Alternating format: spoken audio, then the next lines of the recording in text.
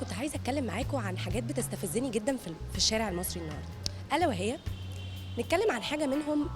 مثلا الولاد اللي لابسه هوت شورتس وحاطه تاتوز على رجلها او على ايديها وعامله حلقات غريبه قوي، بصراحه بتستفزني قوي.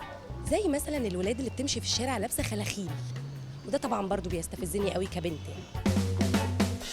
غير البنات اللي بتحلق شعرها، ودي بقت موضه بالنسبه لنا مع ان ده مش شكلنا ولا دي حياتنا. غير يا جماعه ان البنات دلوقتي بقت كلها بتشرب سجاير عادي، ما بقاش في مشكله عند حد.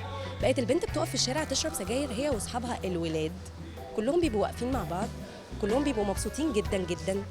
قد ايه صاحبتهم بتشرب سجاير ولارج، لو بابا عدى هترمي السيجاره او هتطفيها في ايديها عادي، وهتستحمل اللسعه ومش هتقول اي. في نفس الوقت بنتكلم عن البنات اللي بتعرف الولاد على الانترنت، وفي نفس اللحظه ممكن يقول لها بحبك وهي بتقابله تاني يوم عادي. فبنروح نسالها بقول لك ايه، انت عارفاه من امتى؟ عارفاه امبارح بالليل. فانا لو حصل معايا الموقف ده بصراحه طبيعي جدا ان انا هعمل له بلوك، او لما اشوفه هكعبله في الشارع.